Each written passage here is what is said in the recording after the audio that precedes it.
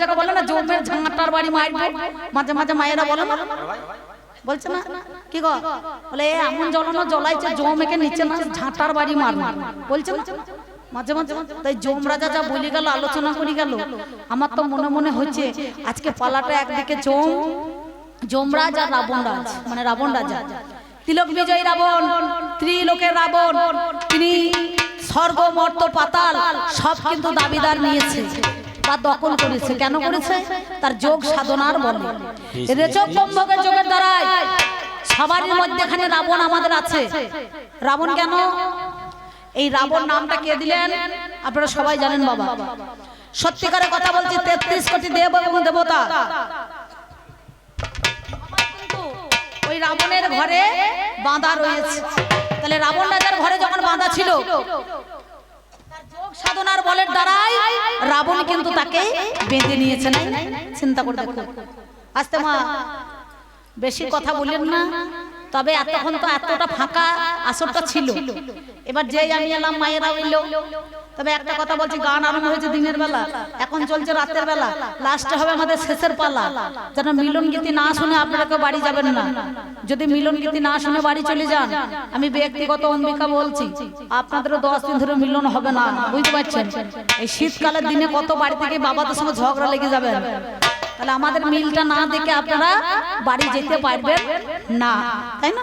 তো যাই হোক, তো খুব সুন্দর বলেছে। আমি যাওয়ার সময় জিজ্ঞাসা করলাম, বলো তোমার নাম হচ্ছে যম অর্থাৎ ধর্মরাজ, তুমি নিজেকে বলছো, দাবিদার করছো আমি ধর্মরাজ, আমি যমরাজ। তাহলে সত্যি কি ধর্ম আছে? তুমি যে নিজে ধর্মরাজ, তাহলে তোমার ধর্মটা কই?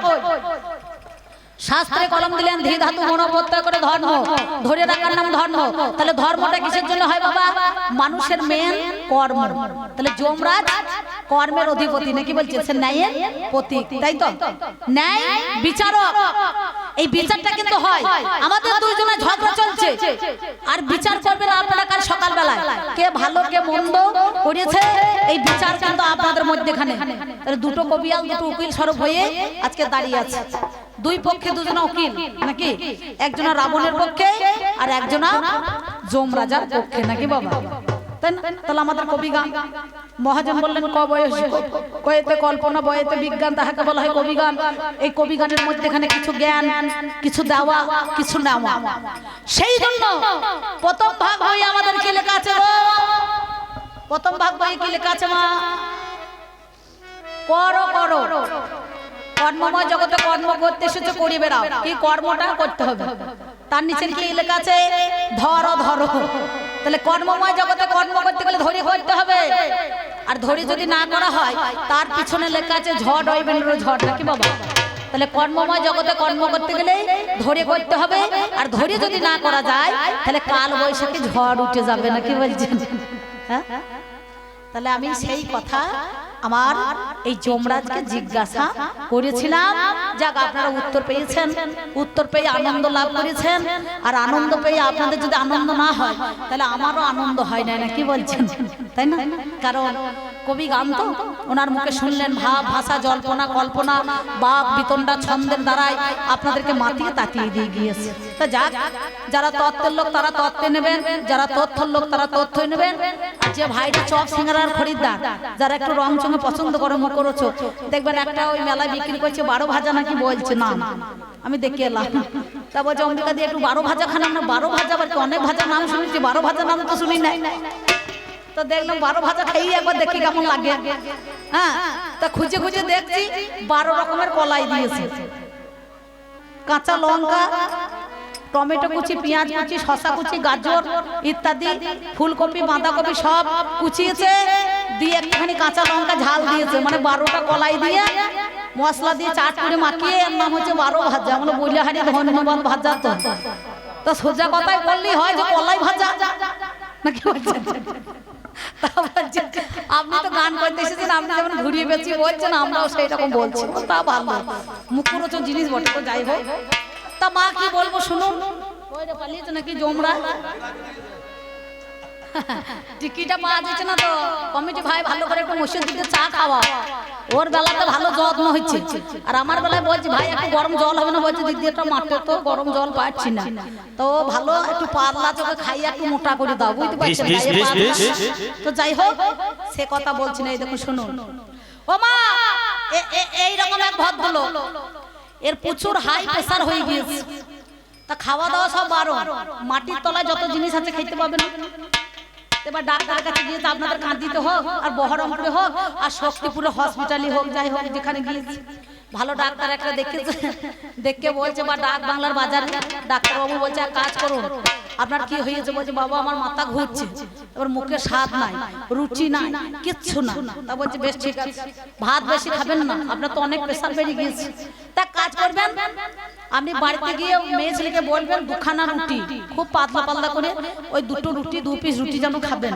তা বলে বেশ ঠিক আছে আরে দিনের বেলা 3 বার করে ভাত খাইয়ে নেয় মাঠের লোক মাঠে কাজ করে সঙ্গে সঙ্গে করিয়েছে কি সাথে সাথে মনে মনে ভাবছে এই কথা আরম্ভ করে দিয়েছি দেখছে বাবা ডাক্তারবাবু বলেছে দুঃখ নাই একটু পাতলা পাতলা রুটি তো আমার পেট ভরবে না দুখানা রুটি যখন করতে বলেছে আমি ভালো করে খাবো গিন্নিকে বলেছে কাজ করো 1 কিলো আটা ময়দা ভালো করে জল দিয়ে ভিজা বলে বেশ যে মাখো দিয়ে 500 করে 1 কিলো আটা রুটি 2 পিস করবে বুঝতে পারছেন 2 পিস ডাক্তার বলে দিয়েছো 2 পিস রুটি খাবে বলে ওই 1 কেজি আটা রুটি দুটো করেছি বউকে বলেছো 2 পিস করবি আর বেশি করিস না হ্যাঁ ওদের সঙ্গে 1 সপ্তাহ খাইয়েছে ওজন বেড়ে গিয়েছে আরো প্রেসার হাই হয়ে গিয়েছে এইবার ধরুন এবার মাথা টলতে টলতে কোন রকমের টোটো গাড়িতে নিয়ে চলে গিয়েছে ডাক্তারবাবু দেখছে যা প্রেসার ছিল ওষুধ যা দিয়েছিলাম এর তো কমা দরকার ছিল কিন্তু কমলো না কেন তা ডাক্তারবাবু বলছে হ্যাঁ বাবা কি কি খেলেন বলে আপনার কথা মতো 2 পিস রুটি খেয়েছি বলে 2 পিস করে রুটি খেলে তো এরকম হবে না তা গিন্নি তখন বলছে দাঁড়ান ডাক্তারবাবু 2 পিস রুটি খেয়েছে বটে কিন্তু 2 পিসের রুটির আটাটা কত শুনুন বললো কত বললো 1 কিলো বলছে সর্বনাশ যে রুটি আমাদের ঘরে করলে পরে 18-20টা হয় 24টা হয় 24টা রুটি ও দুটো করেই খেয়ে ফেলেছে বলছে ডাক্তারবাবু এটা আপনার বলা ভুল হয়েছে আপনি রুটি কমাইতে বলেছেন ময়দা তোমাকে কমাইতে বলেন না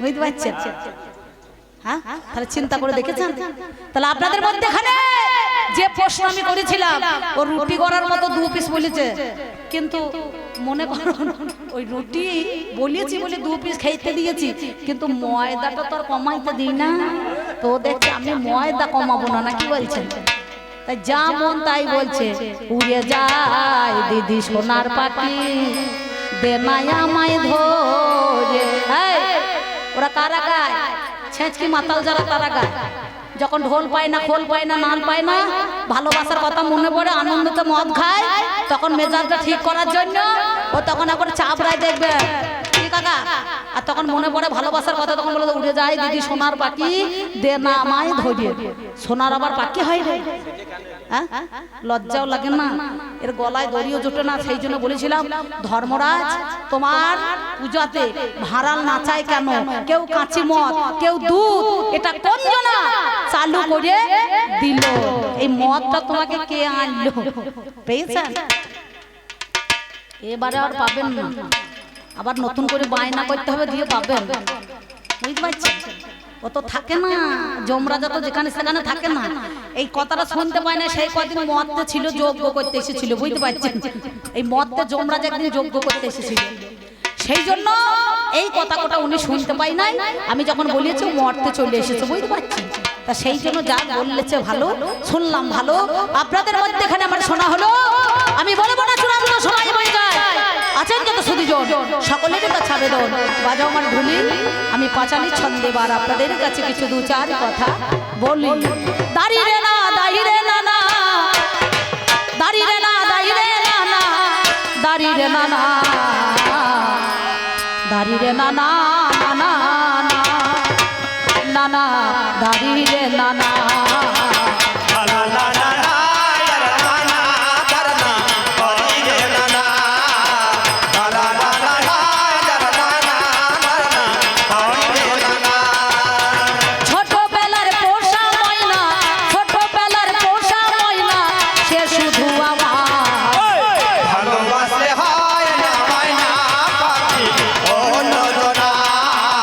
ভালোবাসতে হয় না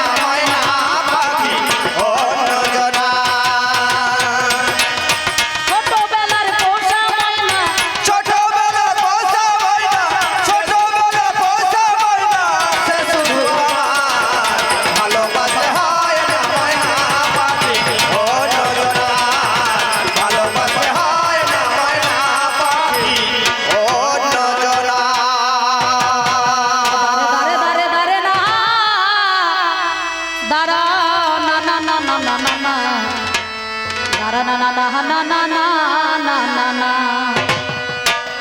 আপনারা জানেন বাবা, সত্যিকার কথা বলি কি না, আমার পাল্লাদার যমরাজা যিনি বসে আছেন সেইখানে, তাই আপনাদের মধ্যেখানে দাঁড়িয়ে যে কথা আলোচনা করেছে, সুন্দর ভাবের কথা, চমৎকার বলেছে, চলা বলার পথে সুন্দর বলেছে।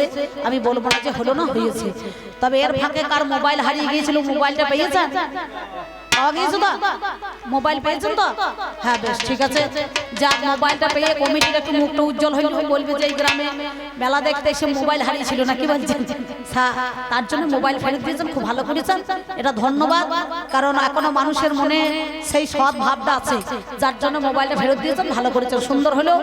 এবার আপনাদের মধ্যেখানে দাঁড়িয়ে আমি সেই কথা বলছি, শুনুন। ওরে সরোবরে, ওই দেখ সরোবরে জল যে কত, সরোবরে জল যে কত, পঙ্কজে তা রয় জানা, রয় যে জানা।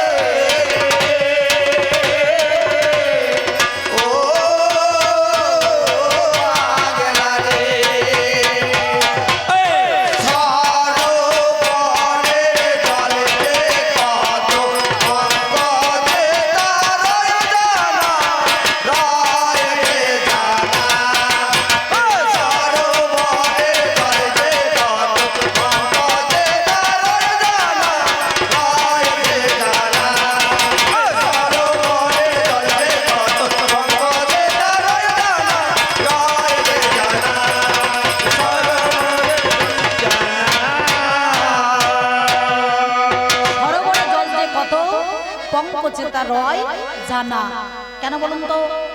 রাবণ রাজা ধর্মী, নিষ্ঠাবান, ভক্তি নাকি? আমি কেন বলেছি সেই কথা বলেছিলাম। 33 কোটি দেবতা দেবী যে রাবণের ঘরে বাঁধা আছে নাকি বাবা? তাহলে তিলক বিজয়ী রাবণ রাজা, রাবণের যোগ সাধনা রয়েছে। এই যোগ সাধনার বলে রাবণ কিন্তু বেঁধে রেখেছে সবাইকে। কেউ জল তুলছে, কেউ ঘাস খাচ্ছে, কেউ রান্না করছে, কেউ মুড়ি ভাজছে, কেউ খাবার পরিবেশন করছে। এই যম রাজা আমার বাড়িতে সেও কিন্তু ঘাস কেটেছে। কার? ঘোড়ার ঘাস নাকি বলছেন? এই যম নিজে ঘোড়ার ঘাস কেটেছে। তা বলছে ও বাবা রে, আমাকে আটকে রেখেছে সেই ফটো স্বরূপ হয়ে, তাই হয় নাকি? কারণ এই রাবণ, রাবণের মতো ধার্মিক, রাবণের মতো নিষ্ঠা, রাবণের মতো ভক্তি আর কারো নয়। সবাইকে জিজ্ঞাসা করেছিল যে এই রামচন্দ্র যে অকালে বোধন করছে, তাই না? তাহলে রামায়ণের মধ্যে এখানে কিষ্কিন্ধা, অরণ্যকাণ্ড, লঙ্কাকাণ্ড, সুন্দরকাণ্ড, উত্তরাকাণ্ড নাকি বাবা বলছে না? তাহলে এই কাণ্ডের মধ্যেখানে কিষ্কিন্ধা কাণ্ড, লঙ্কা কাণ্ডের মধ্যেখানে বলছে এই রাবণ যে পূজা করবে, রামচন্দ্র যে পূজা করবে, তাহলে তার পুরোহিত কে হবে? তা বলছে 33 কোটি দেবতা আছে, দেবীরাও আছে। তাহলে খুঁজে খুঁজে দেখতে হবে কে এই দেবীর পূজা করতে পারে, আদ্যশক্তি মহামায়ার পূজাকে করতে পারে। তা বলছে তুমি এক কাজ করো, বৃহস্পতির কাছে যাও। বৃহস্পতির কাছে কি বলছে? বৃহস্পতি তুমি তো 33 কোটি দেবতাদের গুরু, তাহলে তোমাকে পূজা করতে হবে। বলে আমার দ্বারাই তো হবে না, চণ্ডী পাঠ করা আর চণ্ডীর পূজা করা, কারণ আমার দ্বারাই হবে না। তিনি বৃহস্পতি হতে পারেন, বৃহৎ গুণের অধিকারী হতে পারেন, কিন্তু তার চরিত্র ঠিক নাই। আছে কেন আছে বলুন দেখিনি? বৃহস্পতি নিজের ভাতৃবধূ, নাম যার মমতা, এই মমতা উত্তপ্ত স্ত্রীকে হরণ করেছিল নাকি বলছেন? 10 মাস গর্ভে তার সন্তান ছিল, নাম যার দীর্ঘতম। এই দীর্ঘতম পেটে থাকাকালীনে সেদিন জোর করে তাকে বলাৎকার করতে গিয়েছিল, ধর্ষণ করলো। সঙ্গে সঙ্গে বলছে এক কাজ করো, এর দ্বারাই তো পুজো হবে না, উনি যতই গুরু হোক পুজো করতে পারবে না।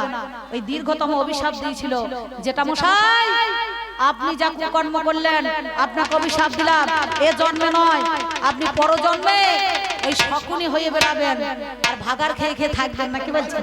তাই না? এটা কিন্তু আমার কথা নয়, শাস্ত্রের কথা। ওই জন্য বলছে গুরু করো জেনে আর প্রসাদ মারো টেনে। ঠিক ঠিক। দীক্ষা গুরু হয় মরতলা, শিক্ষা গুরু চাবি। মাপ কাটি ভরি দিয়ে আসতে চাপ দিবি, শ্বেতাকারে চাপ দিলে দেখতে পাবি রাধা কৃষ্ণের ছবি, তবে হবে জীবের গৌরাঙ্গ মূরতি, নাকি? তাহলে আমাদের একটা দীক্ষা গুরু, একটা শিক্ষা গুরু। এই দীক্ষা গুরু শিক্ষা গুরু বাদ দিয়ে এখনকার কলিযুগের ছেলেরা মাতা গুরু পিতাকে বাদ দিয়ে এখন শ্বশুরের বিটির মতো গুরু আর কেউ নাই, নাকি বলছেন? এই জগতে এদের মতো পরম গুরু পেয়ে আসল বাবা মাকে এরা ভুলে যায়, বুঝতে পারছেন? তাহলে এদের মতো গুরু আর কারো নাই। আচ্ছা, তাহলে নিজের বাবা জন্ম দিল, কর্ম করলো, মা গর্ভে ধারণ করলো, সেই মায়েরই ভাত নাই। আচ্ছা, তাহলে চিন্তা করে দেখো। আর শালি আসছে, ঠাকুরজি আসছে, মা তোমরা ভালো, তোমাদের তুলনা হয় না। তোমাদের শ্বশুর ভাসুর জ্ঞান কত গো ভালো তোমাদের। এখানকার মেয়েরা সত্যি ভালো, মাথায় কত সুন্দর কাপড় দিয়ে আছে। তবে কাপড় কেন দিয়ে আছে জানেন? এরা চাপে পড়ে দিয়েছে।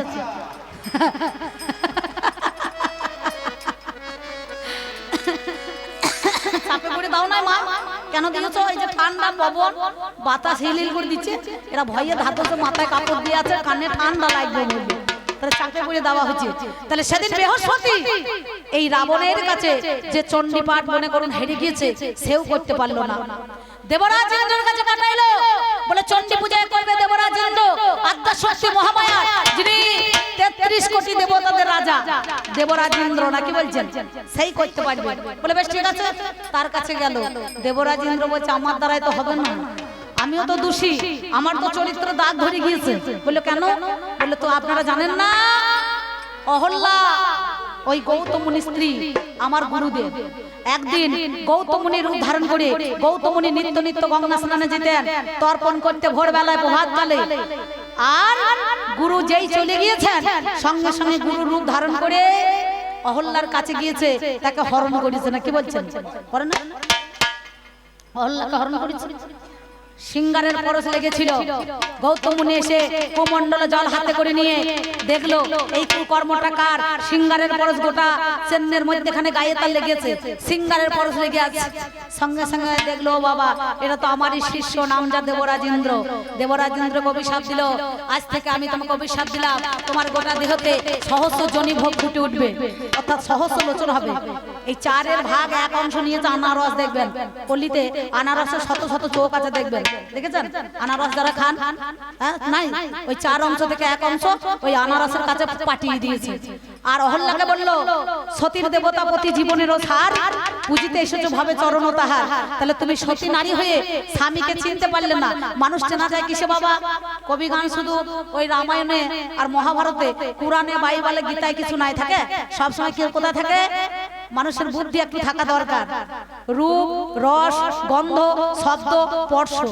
মানুষের স্পর্শ, রূপ, রস, গন্ধতে দেখা যায়, যার আমাদের পঞ্চভূত, ক্ষিতি, অপ, তেজ, মরুত, বোম। 10 ইন্দ্রিয়, 5টা কর্ম ইন্দ্রিয়, 5টা জ্ঞান ইন্দ্রিয়। ষড়রিপু, তাহলে 5টা কর্ম আর 5টা জ্ঞান। মানুষ যখন ঘুমিয়ে যায়, সব কিন্তু দেখবেন মরে যায় উপরটা, আর ভিতরটা ভরা থাকে একজন, সেটা হচ্ছে জ্ঞান, জাগ্রত থাকে। ওই জন্য বলছে না 3 বার মরা। মানুষ কখন মারা হয়? মরে যায় 3 বার, কামে, জমে আর ঘুমে, নাকি? এক কামে মরা, এক জমে মরা আর এক ঘুমে মরা, নাকি বলছে? তাহলে 3 বার করে প্রতিটা মানুষ কিন্তু মরে থাকে। তাহলে দেবরাজ ইন্দ্র সেখানে কিন্তু আর হলো না, হয়েছে। গেল কার কাছে? বৃহস্পতি বাদ চলে গেল, ইন্দ্র বাদ চলে গেল। বলে এক কাজ করো, দেবরাজ চন্দ্রের কাছে যাও। চন্দ্র চন্দ্র চন্দ্র বলছে আমার দ্বারা হবে না, আমিও তো দোষী, আমি তো বৌদিকে নিয়ে পালিয়ে গিয়েছিলাম। ওইটাই দেখি তো আজকে এখনকার ছেলেরা মাকে বৌদিকে মায়ের মতো মানে না। একটু রেঙা ফটকে ছেলে হলে পারি, মনে মনে ভাবে আমার মালটা বাদ দিয়ে ওইটাই ভালো বটে। কিন্তু যে বড় বড়দি মায়ের সমান, এই তুলনা কেউ করতে যায় না। সেই মানুষের ভিতরে সেই জ্ঞানটা নাই আছে। সঙ্গে সঙ্গে সেদিন চন্দ্র, বৃহস্পতি স্ত্রী, নাম যার তারা, ওই মর্তের মধ্যেখানে একদিন যজ্ঞ করেছিলেন। অসুরের গুরু, এই যে রাবণদের গুরু, নাম যার শুক্রাচার্য। এই শুক্রাচার্য হলেন যিনি শুক্রের ক্রিয়া করেন, অসুর কুলের গুরু। তো সে একদিন ওই ভেগু কাছে কালী পূজা করেছিল, কালী পূজা করেছিল, এদের নিমন্ত্রণ দিয়েছিল। নিমন্ত্রণ দেওয়ার পর সবাই এসেছে, 33 কোটি আসন দেবতা দেবীর জন্য পেতে রেখেছে ভিগু গচ্ছের মধ্যেখানে, কিন্তু দুজনা বাদ পড়ে গিয়েছে। কে পড়েছে? বৃহস্পতি স্ত্রী তারা দেবী, আর এ হচ্ছে চন্দ্র শিষ্য। তা বলছে সবাই এলো দাদা, দুজনাকে দেখতে পাচ্ছি না। বলে রে তাদেরকে পুজো জোগাড় করার জন্য তো আগেই পাঠিয়ে দিয়েছি। বলে সর্বনাশ, তারা তখন এসে পৌঁছায় নাই। তার সাথে সাথে তখন দেখছো ও বাবা রে সর্বনাশ, এ তো তারা চন্দ্রকে নিয়ে পালিয়েছে। তারার গর্ভে চন্দ্রের রৌরসে একটা সন্তান হয়েছিল, নাম যার বুধ। বুধের জন্ম হয়েছিল, বুধ। এই বুধের জন্ম হয়েছিল। তখন দেখছো ও বাবা, ডেলিভারি হওয়ার পর তাকে প্রসব করানোর পর সে কিন্তু নিয়ে চলে এসেছে। তাহলে চিন্তা করে দেখুন, এটা এদের চরিত্র, কিন্তু কেউই চরিত্র সেই রকম নয়। তাই রাবণ ছাড়া কেউ কিন্তু সেই পূজা করতে পারবে না। রাবণ যখন চণ্ডী পূজা করেছিল, হ্যাঁ, সঙ্গে সঙ্গে সেদিন কি করলো, নিজের মস্তক কেটে মুন্ডু কেটে যজ্ঞের আগুনে আহুতি দিয়েছিল। রামচন্দ্র বলেছিল রাবণই নিধন হবে নাকি বাবা, বলে না? তা রাবণ রাজা নিজের মস্তক কেটে এক একটা করে